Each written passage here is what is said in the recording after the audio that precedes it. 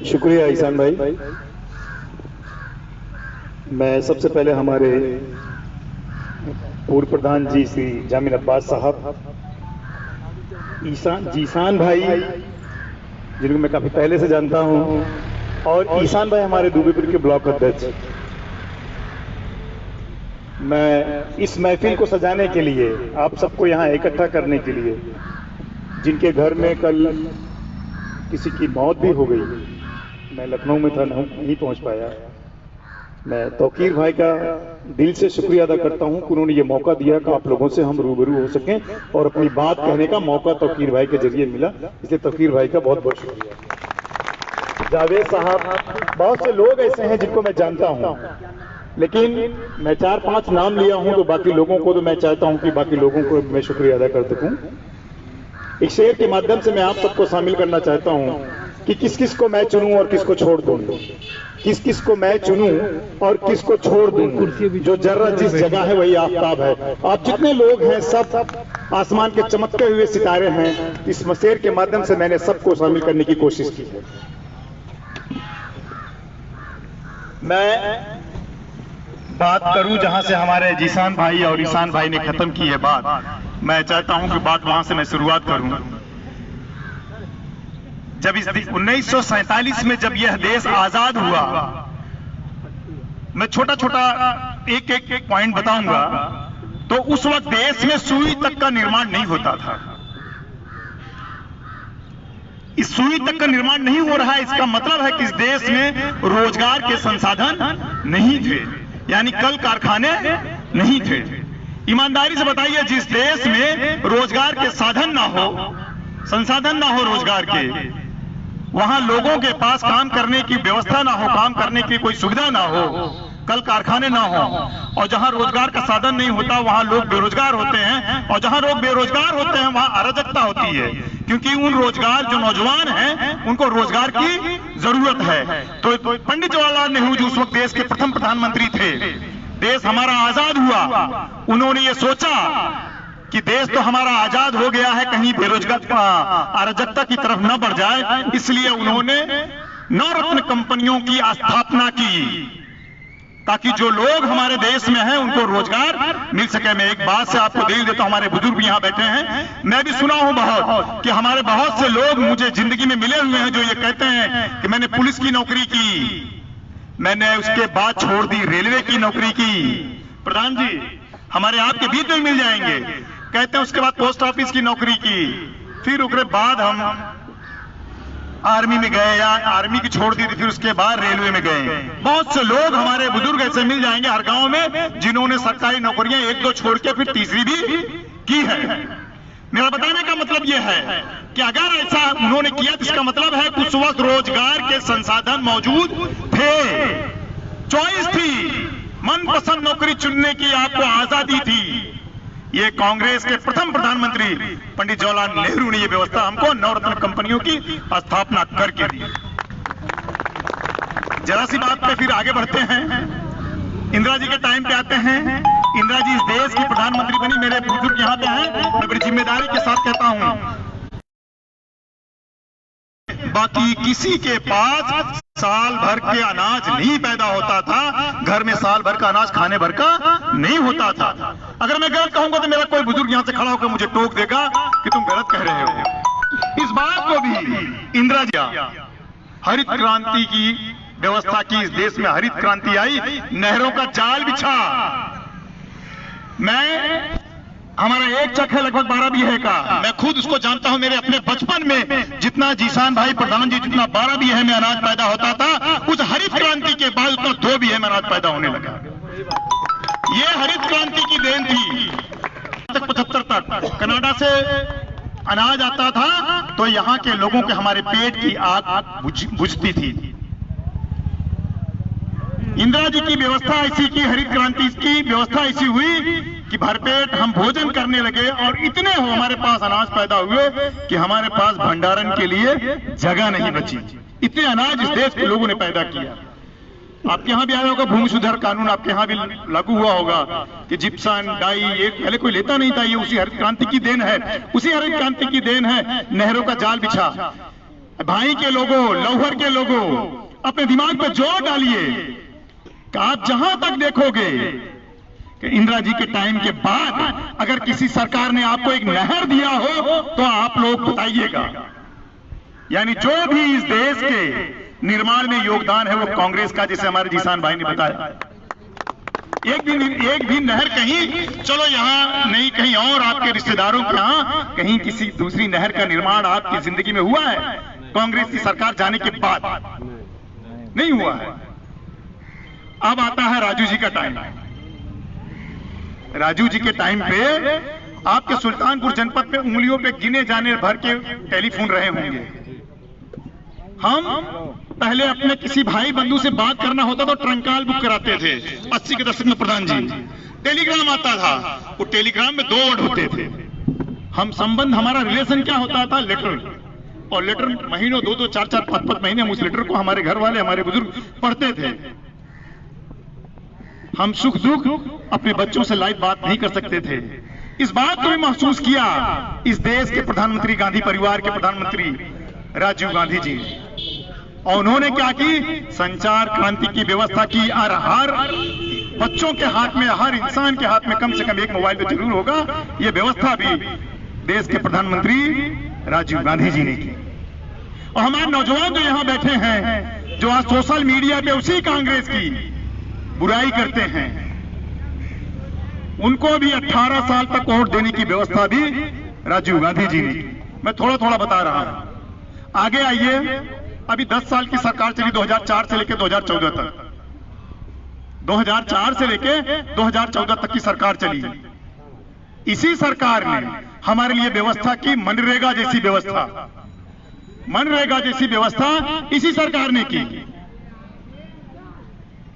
हमारे लोग जो बाहर जाते थे कमाने के लिए, कम से कम इतनी उनकी रोजगार की व्यवस्था हो जाए कि अपने गांव, अपने पूर्वा में रह के वो रोजगार मुहैया हो जाए। इसके लिए मनरेगा या नरेगा की व्यवस्था उन्होंने की। और एक चीज, उसी सरकार, डॉक्टर मनमोहन सिंह की सरकार ने एक व्यवस्था और की, राइट टू फूड्स, खाद्य सुरक्षा बिल, और ये कानून बना के दिया। पहले ये कानून देश में नहीं था। अगर किसी इंसान की भूख की वजह से जान जाती है तो कोई अधिकारी उसका सजा का भागीदार बनेगा, ये कानून नहीं था। खाद्य सुरक्षा बिल के जरिए, राइट टू फूड्स के जरिए डॉक्टर मनमोहन सिंह की सरकार ने ये व्यवस्था हमको दे दी कि आज के बाद किसी पूर्वा में, किसी गांव में, किसी तहसील में, किसी जिले में अगर भूख से किसी इंसान की जान जाती है तो जिम्मेदार वहां का तहसीलदार, एसडीएम और डीएम होगा। ये कानून बना के दिया जिसके तहत हमको, आपको खाने का अधिकार के तहत जो राशन हमको मिल रहा है। ये सब बातें मैं आपको इसलिए बता रहा हूं, वकील भाई बैठिए, इरफान बैठो। ये बातें मैं आपको सिर्फ इसलिए बता रहा हूं कि गांधी परिवार हो या कांग्रेस की सरकार हो, उनके दिल में हमेशा आम लोगों के लिए हमदर्दी रही है। एक चीज बताइए, हमारे आपके बीच में सबसे ज्यादा, हमारे घरों में किसी एक वजह से सबसे ज्यादा खुशहाली किस एक वजह से आती है? कोई बता सकता है? हम भाई के लोग, हम लौहर के लोग सबसे ज्यादा खुशहाल किसी एक वजह से क्यों है जानते हैं? मैं बताता हूं। वो एक वजह यह है कि जो हमारा बच्चा यहां से निकलकर, लौहर भाई से निकलकर बॉम्बे, दिल्ली, कलकत्ता, जयपुर, अहमदाबाद, सूरत जाता है, कमाता है, और कमा के जब पैसा भेजता है और उस पैसे से हमारे घरों में जो खुशहाली आती है, इस एक वजह से सबसे ज्यादा हम खुशहाल हैं। मैं अगर गलत कहूं तो बताइएगा। शायद अगर हमारा बच्चा यहां से निकलकर प्रदेश जाके हमारे घरों में पैसा ना भेजे तो हमको लगता है कि 50% से ज्यादा घरों में दिक्कतें आ जाएंगी। एक दौर चला कोरोना का, 2019 में कोरोना आया। उस कोरोना काल में सबसे ज्यादा परेशान कौन हुआ? हम जितने लोग यहां बैठे हैं वो तो हम अपने घरों में थे, लेकिन जो हमारा बच्चा जिसकी वजह से सबसे ज्यादा खुशहाली है घरों में, वो सबसे ज्यादा जो प्रदेश में रहता है, सबसे ज्यादा मुसीबत में वही नौजवान हमारा आया। क्यों, मैं गलत कह रहा हूं क्या? बोलिएगा भैया। सबसे ज्यादा दिक्कत में कौन आया? जिनकी वजह से हमारे घरों में खुशहाली है, वो सबसे ज्यादा दिक्कत में आया कोरोना काल में। उन्होंने जो पैसे खर्चे अपने पास रखे हुए थे, 10 दिन, 15 दिन, 1 महीना, उन्होंने बर्दाश्त किया। जब वो पैसा खत्म हो गया दोबारा लॉकडाउन लगा, बढ़ा दिया, उसको एक्सटेंशन कर दिया गया, तो वो बेचारों का सब्र का बांध जो था वो टूट गया। वो निकले अपने घरों से, बॉम्बे में हो, सूरत में हो, कलकत्ता, दिल्ली, कहीं से भी रहने वाले जो प्रदेश में हैं, वो अपने घरों से निकले। और जब निकलते हैं तो उनको रोका गया, बैरिकेडिंग की गई, उनके ऊपर लाठियां भाजी गई। भूलिएगा नहीं उस मंजर को कि बॉम्बे से लोग पैदल उत्तर प्रदेश चले आए। सबसे पहले कौशाम्बी में आने वाला नौजवान था, 2 लोग थे जो पैदल चले आए। जब उसका मिसाल बना तो लोग पैदल मार्च करने लगे। ये सब क्यों हो रहा था? क्यों? क्योंकि उत्तर प्रदेश में जिनको हमने जिम्मेदारी दी है, उन्होंने अपनी जिम्मेदारियों का निर्वाह नहीं किया। ऐसी दिक्कत में, ऐसे वक्त में जब हमारे बच्चे सबसे ज्यादा तकलीफ में थे, तो कौन सा परिवार था, कौन सी पार्टी थी जिसने हमारे नौजवानों के लिए, हमारे परिवार के लिए, मदद के लिए हाथ बढ़ाया? जानते हैं कौन सी पार्टी है? कांग्रेस पार्टी। क्या किया उन्होंने? हमारे नौजवानों के पास टिकट के पैसे नहीं थे, उन्होंने टिकट मुहैया कराई, चाहे जिस शहर में रहे हों। उनको उनके घरों से उठाकर लाकर ट्रेन में बिठाने का काम किया। और जब ट्रेन बॉम्बे, बीटी या कुर्ला या दिल्ली या हावड़ा से चलती है, तो रास्ते में जहां जहां रुकती है, यही कांग्रेसी उनके लिए भोजन और पानी की व्यवस्था करते हैं। ये प्रियंका जी के और राहुल गांधी जी के आह्वान पर। क्यों? क्योंकि इस देश में इकलौता परिवार है, इकलौती पार्टी है जिसको आम लोगों के दुख और दर्द का एहसास है। एक मंजर आपको याद दिलाता हूं। आप लोग देखे होंगे कि ट्रेन से, पेपर में छपा हुआ है कि ट्रेन में एक महिला की मौत हो जाती है। उसके पास मासूम सा बच्चा है, जीसान भाई। जब उस महिला को लोग प्लेटफॉर्म पर निकाल के लेटाते हैं कर्मचारी, उसके साथ में जो मासूम बच्चा था उसी कोरोना काल में, उसको ये नहीं पता कि उसकी मां मर चुकी है, वो लड़का भूखा है, अपनी मां की साड़ी के पल्लू को खींचता है। जानते हैं क्यों? दूध पीने के लिए भूखा है वो। ये सब बातें क्यों हो रही हैं? क्यों हुई? क्यों? क्योंकि जिनको हमने जिम्मेदारी के लायक समझा, जिनको हमने सत्ता सौंपी, वो निकम्मे लोग थे, उन्होंने अपनी जिम्मेदारी का निर्वाह नहीं किया। एक मंजर और याद दिलाता हूं। एक अटैची में एक महिला अपने बच्चों को बिठा के लेकर ऐसे चलते हुए चलती है, अपने गोद में बच्चे को बिठाई है, और गोद में बिठा के चलते चलते वो जब थक जाती है, तो उस बच्चे को अपनी अटैची में बिठा के खींचते हुए चलती है। एक मंजर याद और दिलाता हूं, ज्यादा नहीं, एक आखिरी है। एक बाप बीमार था, उसकी बेटी उसको दिल्ली से लेकर बिहार तक साइकिल में बिठा के लेकर जाती है। यह भी पेपर में छपा था। ये सब बातें क्यों हुआ कि एक मासूम बेटी अपने बीमार बाप को साइकिल पे 1200-1300 किलोमीटर का सफर तय करती है? क्यों? क्योंकि जिनको जिम्मेदारी हमने दी, उन्होंने अपनी जिम्मेदारियों का निर्वाह नहीं किया। महसूस किसने किया? जब राह में हमारे भाई, हमारे नौजवान, हमारे साथी पैदल चलते चलते पैरों में फफोले पड़ गए, छाले पड़ गए, तो किसको एहसास हुआ? कांग्रेस पार्टी के लीडर प्रियंका गांधी को एहसास हुआ कि ये जो हमारे भाई बंधु जिनके पैरों में छाले पड़ गए हैं, इनके लिए कुछ करना चाहिए। क्या किया? 1000 बसों की व्यवस्था उन्होंने बॉर्डर पे कर दी। ये जो सरकार बैठी हुई है, उनको बर्दाश्त नहीं कि हमको आपको कहीं से कुछ फायदा मिले, हमको राहत कहीं से मिले। उन्होंने वो राहत भी नहीं पहुंचाने दी हमको। एक बार जान लीजिए, किसी ने एक बात कही है, किसी दार्शनिक ने एक बात कही है कि कभी उसके साथ मत जाना जिसको आप चाहते हो, कभी उसका साथ नहीं देना चाहिए जिसको आप चाहते हो। क्यों? क्योंकि पता नहीं अगला आपको चाहता है कि नहीं चाहता। हमेशा उसके साथ जाना चाहिए जो आपको चाहता है। जो आपको चाहता है वो कभी आपको धोखा नहीं देगा। समाजवादी पार्टी, बहुजन समाज पार्टी और भारतीय जनता पार्टी जब हम दुखों में आए तो इस बात की, जो मैंने बातें बताई, ये दलील इस बात की वो हमको नहीं चाहते। और चाहता कौन है? जिसको हम 32 साल से उत्तर प्रदेश में वोट नहीं दिए हैं, जो शासन से 32 साल से बाहर हैं, उसके बाद भी सबसे ज्यादा जब हमारे ऊपर दुखों का पहाड़ टूटा तो मदद के लिए वही परिवार, वही पार्टी सबसे आगे आके खड़ी हुई। इसलिए आपके बीच में आए हैं कि सत्ता में जो थे वो तो मैंने गिनाया, हमने विपक्ष में रहकर जो आपकी मदद की है यानी आवाम की मदद की है। इसलिए नहीं कि वोट दीजिए, वोट तो दूसरा रूप है, लेकिन अगर आप वोट देके सरकार बनाएंगे तो मुझे लगता है कि इससे कई गुना ज्यादा बेहतर तरीके से आवाम का काम किया जाएगा। कुछ लोग ये कहते हैं भैया, कुछ लोग एक बात किसान भाई कहते हैं, कह रहे 70 साल में क्या हुआ। मैं जितने लोग आप लोग बैठे हो, मैं एक सवाल करना चाहता हूं। उत्तर प्रदेश में पहले कानपुर को चमड़ा उद्योग के साथ साथ कपड़ा उद्योग भी कहा जाता था। उत्तर भारत का मैनचेस्टर कहा जाता था। कानपुर को भारत का मैनचेस्टर कहा जाता था। और ये कब खत्म हो गया? 32 साल पहले उत्तर प्रदेश की गणना टॉप के 5 राज्यों में होती थी। नेट है आपके पास, मोबाइल है, निकाल के सर्च करिएगा। उत्तर प्रदेश की गणना तरक्की याफ्ता 5 राज्यों में होती थी, पंजाब, महाराष्ट्र, गुजरात और हरियाणा के बाद हमारा स्थान होता था। और आज हम 22वें पायदान पर हैं। मैं ये नहीं कहता कि उत्तर प्रदेश में कुछ काम नहीं हुआ, लेकिन जिस अनुपात में और राज्यों में हुआ है उस अनुपात में उत्तर प्रदेश में नहीं हुआ। ये क्यों नहीं हुआ?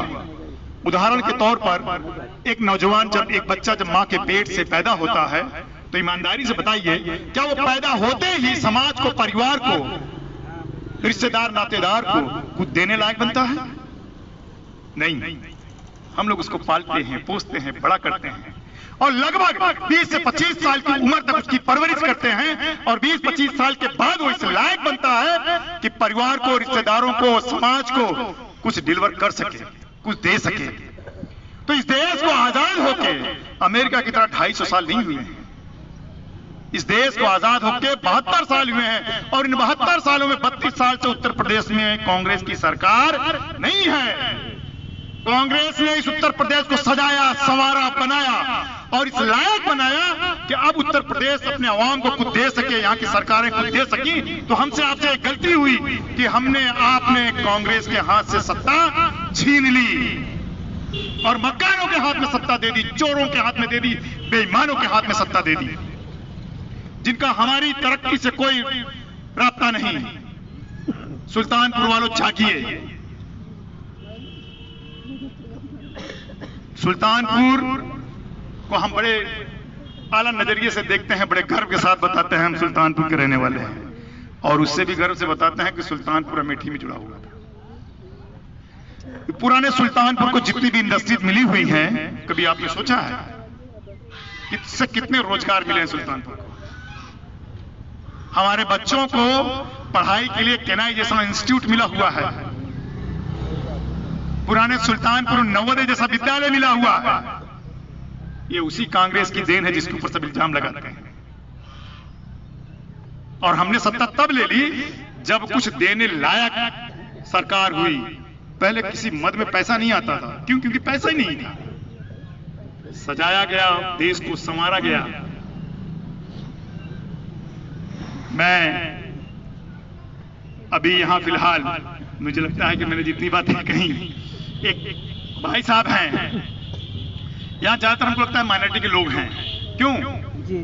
तो मुस्लिम इशू पे बोल ही देता हूँ थोड़ा सा जी। हाँ, और भी लोग हैं, ठीक है, थोड़ा मुस्लिम इशू पे बोल देता हूँ क्योंकि पार्टी में ये बड़ा तेज चलता है कि भैया कांग्रेस ने ये किया, वो किया, वो तो फिर कभी। लेकिन एक चीज जान लीजिए कि जब से हमने कांग्रेस को छोड़ा है, हमने सजा दी कांग्रेस को 92 के बाद, गुस्सा होके, नाराज होके। नहीं, बिल्कुल। क्यों प्रधान जी? नाराज होकर हमने सजा दी, लेकिन कभी ठंडे दिमाग से सोचा है वो सजा हमको कितनी मिली और उस पार्टी को कितनी मिली? पलट के देखोगे तो 99% वो सजा हमको अपने आप को मिली है। देखिएगा, कभी ध्यान से सोचिए कि हमारी तरक्की रुक गई और हमारे साथ साथ बहुसंख्यक समाज की भी तरक्की रुक गई। क्यों? क्योंकि शरीर का एक अंग अगर अपंग है या अपाहिज है तो वो शरीर कभी पूरा नहीं होगा, कंप्लीट शरीर नहीं होती है। तो हम जितने लोग इस समाज के हैं एक मानव रूपी शरीर है। हमारे सारे शरीर के सारे पार्ट अगर दुरुस्त रहेंगे तभी हमारा शरीर काम करेगा। और आज अभी प्रियंका जी ने किसानों के लिए 2500 रुपया प्रति क्विंटल एमएसपी का वादा किया है। 2500 रुपये। एक सरकार भाजपा की भी चलती है। जब मैं किसान के बारे में बात किया तो भैया तो भाजपा ही हमसे कहते हैं करे हमने किसानों को किसान बीमा दिया हुआ है। काफी लोग सुने होंगे आप लोग किसान बीमा के नाम। क्यों? आपको पता है किसान बीमा के नाम पे कुछ लोगों के बैंक से जिनके पास केसीसी है या किसान का जो एडवांटेज लेते हैं किसानी का, उनके बैंकों से साल में पैसा कट जाता है। कभी महसूस किया आप लोगों ने? कटता है बैंक से। क्या करता है जानते हो? वो किसान बीमा के नाम पे कटता है। किसान बीमा के नाम 73,000 करोड़ रुपया हम किसानों से वसूले हैं। और जब ये पूछा गया कि बदले में इन किसानों को मिला क्या है, तो पता चला कि 2,300 करोड़ रुपया यानी 2,300 करोड़ रुपया, यानी सीधा सीधा लगभग 70,000 करोड़ रुपए का मुनाफा उस कंपनी को हुआ। अगर वो कंपनी LIC की होती, जनरल इंश्योरेंस की होती, जो सरकारी कंपनी है, जो हमारे टैक्स से बनती है, टैक्स से चलती है, हम बिस्किट खरीदते हैं उसमें जो टैक्स जाता है उससे सरकारी कंपनियां बनाई जाती हैं। LIC किसकी कंपनी है? सरकार की। सरकार मीन्स हमारी जनता की। जनरल इंश्योरेंस किसकी कंपनी है? सरकारी कंपनी है। सरकारी मीन्स हमारी। हमारे ही बच्चे उस कंपनी में रोजगार पाते हैं, नौकरी करते हैं। लेकिन अगर ये ठेका, ये किसान बीमा का जो ठेका है, अगर ये जनरल इंश्योरेंस को दिए होते, LIC को दिए होते, तो हो सकता है कि जो 70,000 का फायदा हुआ है, यह फायदा उस कंपनी को होता और वो कंपनी तरक्की करती और नौकरियों का सृजन होता। हमारे कई नौजवान, हो सकता है भाई और लोअर के भी कुछ नौजवान LIC और जनरल इंश्योरेंस में नई नौकरी कर रहे थे। लेकिन उन्होंने दिया किसको? इन्होंने दिया अपने मित्र, अपने दोस्त, जिन्होंने इनकी ब्रांडिंग की है। ये रिलायंस को ठेका मिला हुआ है। ये 70,000 करोड़ रुपए का शुद्ध मुनाफा किसान के नाम पे रिलायंस के जेब में गया। ये इस तरीके से फायदा पहुंचाते हैं। मैं नौजवान राहुल गांधी को मैं सैल्यूट करता हूं। 100 साल पुरानी किसानों की डिमांड थी। कितनी? 100 साल। क्या ये सड़क जो बन रही है ना, पहले औने पौने दाम में आपके यहां भी बनी होगी, किसी को मुआवजा 4 गुना नहीं मिला होगा। लेकिन अगर आज के डेट में बनती है तो जिसकी जमीन जाती है खुशी खुशी कहता है भैया हमारी जमीनिया सड़क में गई है, सर्किल रेट का 4 गुना। ये कानून कब बना? 2012-13। किस नौजवान की कोशिश से बना? राहुल गांधी की कोशिश से बना, जिसको हम भूमि अधिग्रहण के नाम पे जानते हैं। जितने लोग यहां बैठे होंगे किसी न किसी का रिश्तेदार, नातेदार या दोस्त अहबाब ये जरूर होगा जिसको सड़कों पे जमीन जाने की वजह से करोड़पति या लखपति हो गए होंगे। देखिए आपने पीछे से हाथ उठाया। हाँ, वो कौन? किस नौजवान की मेहनत से? और ये क्यों हुआ बताएं आपको? 100 साल पुरानी जो ये परंपरा थी, आंदोलन था, इसको राहुल गांधी ने महसूस किया। कह रहे बाप रे, ये तो किसानों के साथ, आम लोगों के साथ बहुत बड़ा धोखा है। एक काम करिए, इन आम लोगों को उसका हक दिलाया जाए। हक दिलाने की कोशिश जो उन्होंने की, पहले कौड़ियों के दाम पे, मुझे याद है रिलायंस को दादरी में 1 रुपया एकड़, कितना भैया? 1 रुपया एकड़। हमारे यहाँ बीहा होता कितने बिस्वा? हम लोग बीहा कहते हैं 20 बिस्वा। और एकड़ में कितना बिस्वा होता है? 32 बिस्वा 1 रुपया एकड़ में औने पौने दामों में ये फैक्ट्री वाले ले लेते थे, फैक्ट्री लगाने के नाम पे। इस बात को महसूस किया कितना बड़ा अन्याय किसानों के साथ ये जो धोखा हो रहा है, इसको इस देश के इकलौते लीडर ने महसूस किया जिसका नाम राहुल गांधी। और क्या किया? भूमि अधिग्रहण कानून लाया। और किससे हक छीना? वो कंपनी वालों का। आज के बाद अगर कोई फैक्ट्री वाला, कोई कंपनी वाला, कोई उद्योगपति, कोई सरकार, चाहे प्रदेश की हो चाहे केंद्र की, आज के बाद अगर किसी किसान की जमीन को एक्वायर करेगी, किसान की जमीन को लेगी, तो सर्किल रेट का 4 गुना देना होगा उसको। ये कानून बना के दिया, राइट दिया। एग्रीकल्चर रेंट का 4 गुना, कमर्शियल का 2 गुना। ये कानून बना के दिया। और अगर 5 साल के अंदर जिस काम के लिए उद्योगपति लिया है वह काम की शुरुआत नहीं हो जाती है तो ऐसी चीज वह जमीन किसान को रिटर्न हो जाएगी।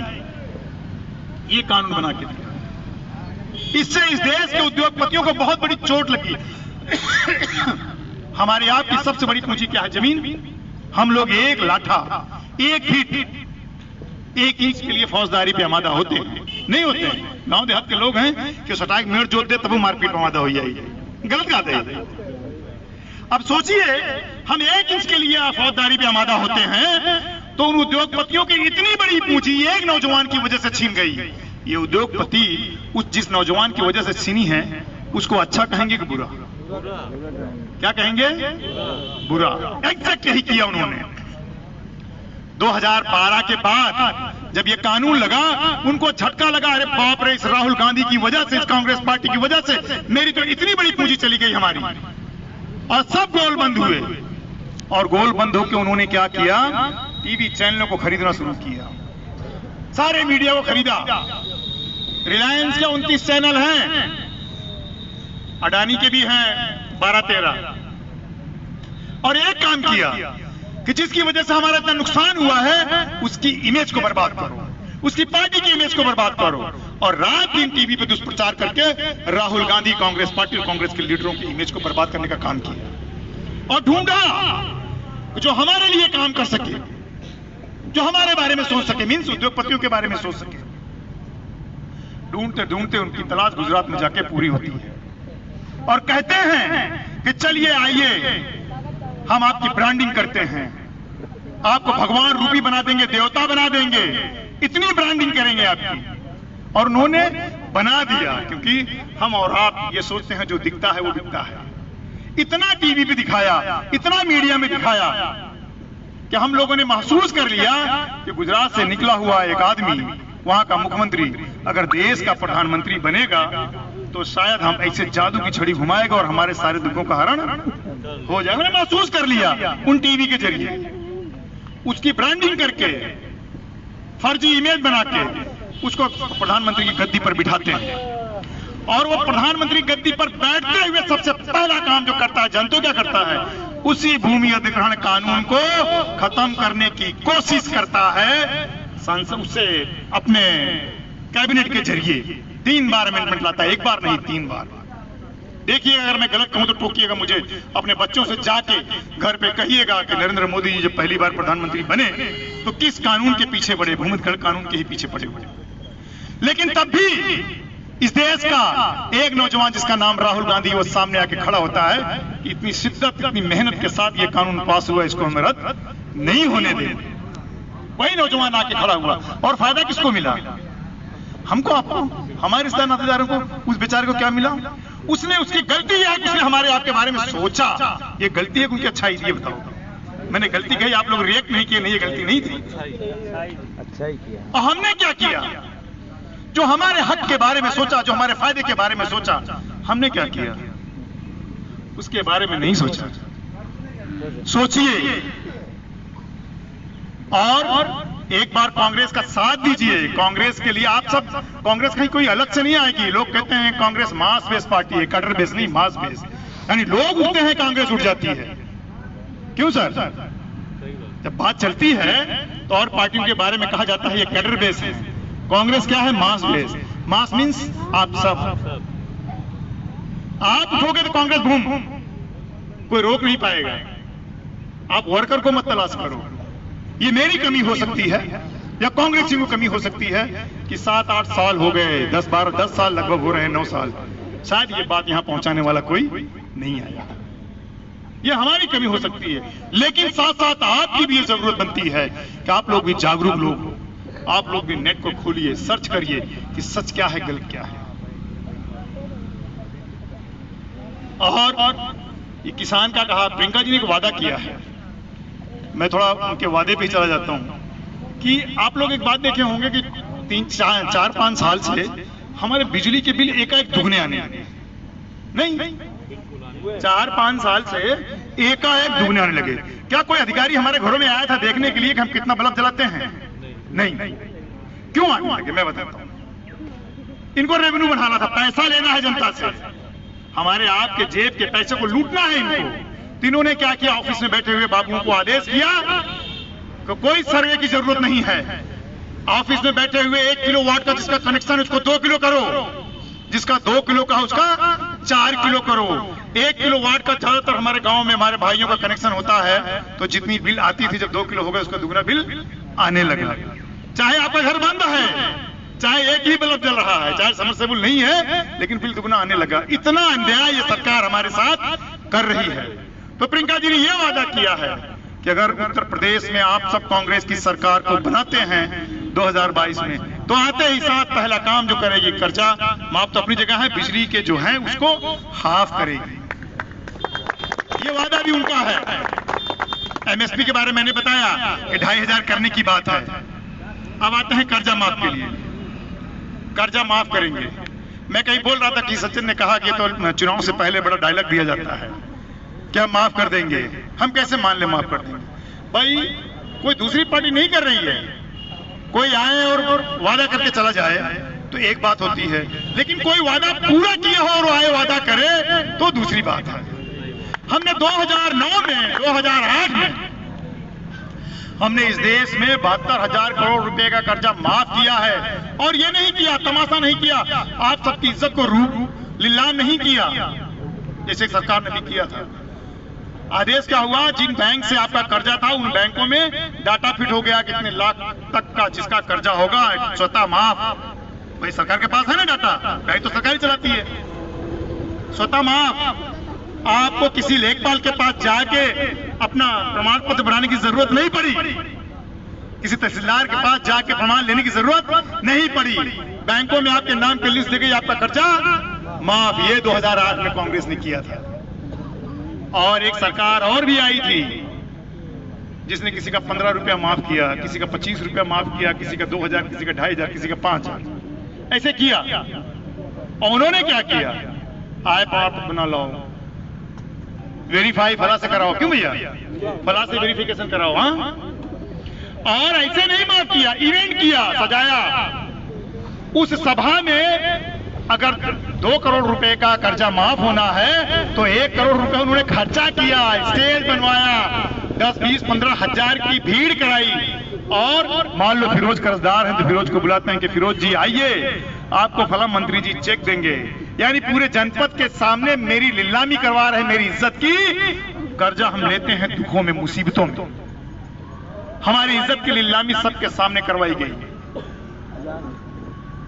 तो मैं अपनी बात को ही ठीक है मैं खत्म भी करता हूँ। बहुत सी बात होगी, बहुत सी बातें रह गई हैं, फिर कभी करेंगे, आसान हो रहा है इंशाल्लाह। चलिए, बहुत बहुत शुक्रिया आप सबका, आप लोगों ने सुना। ठीक है।